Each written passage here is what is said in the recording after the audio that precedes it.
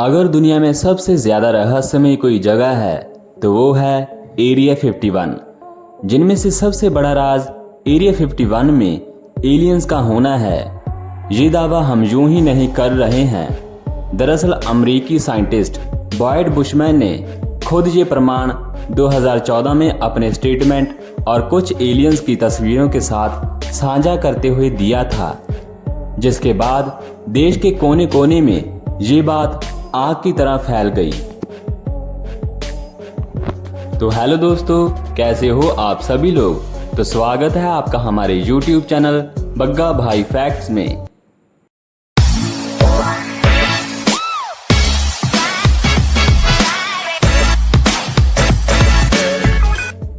साल 1947 के जुलाई में न्यू मैक्सिको अमेरिका के रॉसवेल में यूएफओ क्रैश होने की खबर अखबारों में और टीवी चैनल्स पर चलने लगी।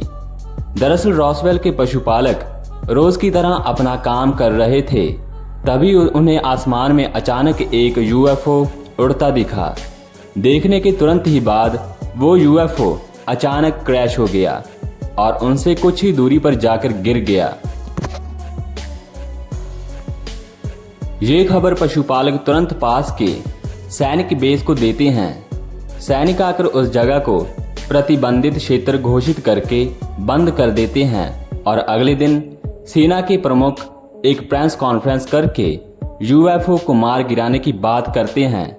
लेकिन इसके अगले ही दिन वो अपनी बातों से पीछे हट जाते हैं और बताते हैं कि वो एक एयर बैलून क्रैश हुआ था। ये सभी घटनाक्रम को आपस में जोड़कर देखें तो यही अनुमान लगाया जाता है कि अमेरिकी सैनिक अपने लोगों से और पूरी दुनिया से कुछ छुपा रहे थे। इसके बाद शुरू होता है एरिया 51 के कंस्ट्रक्शन का काम। एरिया 51 अमेरिका के नेवाडा में स्थित है। ये जगह पहले ऐसी नहीं हुआ करती थी। यहाँ पर काफी संख्या में घर और लोग रहा करते थे, मगर अचानक से अमेरिकी सरकार के आदेश पर इस जगह को खाली करवाया गया और यहाँ पर एरिया 51 का निर्माण शुरू करवाया गया। आज के वक्त ये जगह एकांत खाली और वीरान जगह बन चुका है। यहाँ पर दूर दूर तक कोई बस्ती नहीं है और ना ही यहाँ कोई लोग रहते हैं। सिर्फ रहते हैं तो अमेरिकी सैनिकों की फौज, जो 24 घंटे इस जगह की निगरानी करते हैं। साल 1947 में जब यूएफओ क्रैश होने की खबर चारों ओर फैली तो वहां के पशुपालक से जब पत्रकारों ने बातचीत किया तो जो पशुपालक यूएफओ क्रैश होने के दौरान वहां मौजूद थे, उन्होंने बताया कि वह कोई एयर बैलून नहीं था, बल्कि वो एक स्पेसशिप थी, क्योंकि आज के ज़माने से कहीं ज़्यादा आधुनिक और काफ़ी ज़्यादा चमकीला था। यूएफओ के क्रैश होने के बाद जब वहां अमेरिकी सैनिक आए तो उन्होंने यूएफओ के चालक को बंदी बनाकर अपने साथ लेकर चले गए। चालक कोई साधारण मनुष्य जैसा नहीं लग रहा था। न्यू मैक्सिको के लोगों का ये भी मानना था कि उस यूएफओ का चालक कोई आम इंसान नहीं बल्कि एक एलियन था और आज भी अमेरिकी शोधकर्ताएं उस एलियन को एरिया 51 नामक जगह पर रखे हुए हैं और उस पर लगातार शोध कर रहे हैं। साल 1989 को देश और दुनिया में मानो एक भूकंप सा आ गया हो, जब रॉबर्ट लेजर, उस वक्त के प्रसिद्ध अमेरिकी वैज्ञानिक, ने ये दावा किया कि वह एरिया 51 के अंदर एलियन टेक्नोलॉजी के ऊपर काम कर चुके हैं। उन्होंने कई सारे टीवी चैनल्स पर अपना इंटरव्यू देकर एरिया 51 में चल रहे काम के बारे में बताया। उन्होंने एरिया 51 में मृत एलियन को देखे जाने का भी बड़ा दावा किया, मगर ये बात शायद अमेरिकी सरकार को पसंद नहीं आई।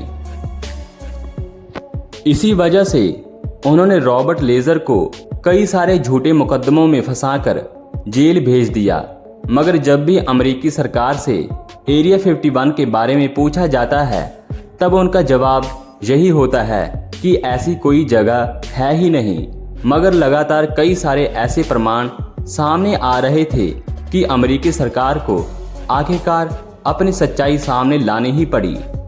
साल 2013 को अमेरिकी खुफिया एजेंसी CIA ने प्रेस कॉन्फ्रेंस करके एरिया 51 के होने की पुष्टि आधिकारिक तौर पर कर दी, मगर एलियन के होने की पुष्टि से उन्होंने साफ इनकार कर दिया और कहा कि ये एक अमेरिकी एयरफोर्स बेस है। लगभग एक साल बाद 2014 को कुछ ऐसे प्रमाण सामने आए जिसे देख अमेरिकी सरकार के नीचे से मानो जमीन खिसक गई हो।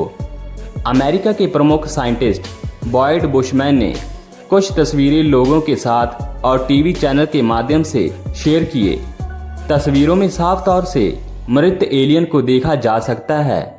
उन्होंने अपने इंटरव्यू में बताया कि वह एलियन से बात कर चुके हैं और उन्होंने UFO के ऊपर भी काम किया है। दरअसल 1947 में हुए UFO क्रैश एक सच्ची घटना थी।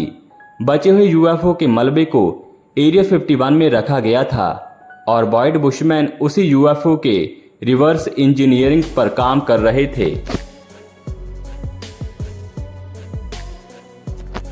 साल 2019 को मैटी रॉबर्ट्स नामक एक अमेरिकी व्यक्ति ने सोशल मीडिया पर स्टॉर्म एरिया 51 कैंपेन चलाया। इस कैंपेन में लगभग 1.5 मिलियन लोगों ने अपना समर्थन दिया। इस कैंपेन में एरिया 51 में छिपे रहस्यों का पर्दाफाश करना था और अगले दिन तड़के सुबह लोगों की भीड़ एरिया 51 के चारों ओर लग गई, जिसे देख अमेरिकी एयरफोर्स ने तुरंत चेतावनी घोषणा कर दी। जो भी लोग एरिया 51 के अंदर आने की कोशिश करेंगे और नियम का उल्लंघन करेंगे, वो अपनी मौत का जिम्मेदार खुद होंगे। इस तरह की चेतावनी सुनकर तुरंत ही लोगों से भरी भीड़ अचानक से गायब हो गई। तत्काल तुरंत ही मैटी रॉबर्ट्स युवक को गिरफ्तार कर लिया गया, जिसने ये पूरा कैंपेन चलाया था। मैटी रॉबर्ट्स ने अपने बयान में ये कहा कि वह ये एक मजाक की तरह कर रहा था। उसे नहीं मालूम था कि ये बात इतनी बढ़ जाएगी। आज भी हथियारों से लैस कई सारे अमेरिकी सैनिक एरिया 51 की सुरक्षा में 24 घंटे लगे हुए हैं। अमेरिकी सरकार का अभी भी ये कहना है कि एरिया 51 एक एयरफोर्स बेस है और उसमें सैनिक युद्ध की प्रशिक्षण करते हैं और आज भी एरिया 51 के अंदर वाकई में क्या चल रहा है ये किसी को भी मालूम नहीं है। तो दोस्तों, अगर आपको हमारी ये जानकारी अच्छी लगी तो वीडियो को लाइक और चैनल को सब्सक्राइब कर दीजिएगा।